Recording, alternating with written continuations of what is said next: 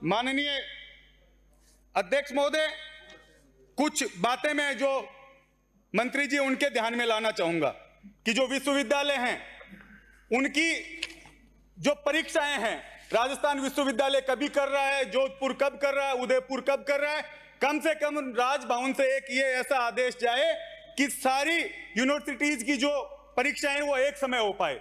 क्योंकि जब कोई भी वैकेंसी निकलती है, राजस्थान विश्वविद्यालय का जो छात्र है वो ग्रेजुएट हो गया लेकिन रिजल्ट जोधपुर का नहीं आया, तो कम से कम ये व्यवस्था की जाए कि आने वाले समय में परीक्षाएं कम से कम एक समय पे पूरे राजस्थान के यूनिवर्सिटीज की हो, ताकि जो प्रतियोगी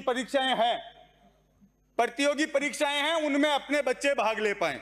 माननीय अध्यक्ष महोदय, हमने पिछले समय में देखा कितनी फर्जी यूनिवर्सिटीज खुली, कितनी फर्जी डिग्रियां लेकर लोग नौकरी लग गए और जो बच्चे उसके असली हकदार थे वो पिट गए।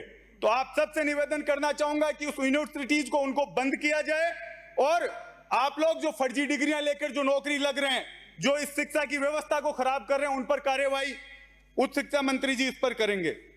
माननीय अध्यक्ष महोदय, पिछली हमारी सरकार राजीव गांधी स्कॉलरशिप योजना लेकर आई, उसमें जो एकेडमिक रूप से टॉपर थे उन बच्चों को उच्च शिक्षा के लिए हम लोग विदेश भेजेंगे, ये व्यवस्था हमने की।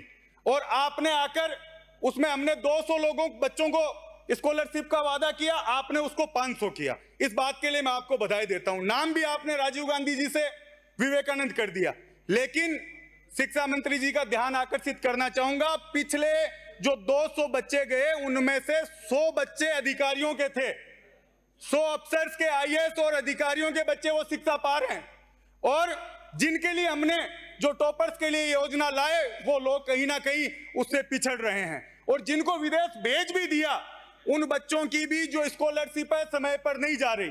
तो मैं आप सबका ध्यान आकर्षित करना चाहूंगा, नाम भले ही बदल दे, इस स्कॉलरशिप योजना जो है एकेडमिक रूप से इसमें सुधार किया जाए और जो अधिकारी दोषी है उन पर कार्यवाही सरकार करे।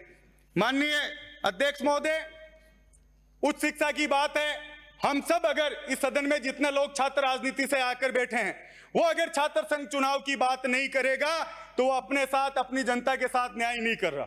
आज छात्र संघ चुनाव बंद है, भाजपा ये कहती है कि हमारी सरकार ने बंद किए, तो हमने भुगता, हम विपक्ष में बैठ के आकर, आप लोग सत्ता में हैं और उप मुख्यमंत्री जी इस डिपार्टमेंट आपके पास है उच्च शिक्षा का, आप कुछ ताकत दिखाओ, हम ही आपको मुख्यमंत्री मान लेंगे।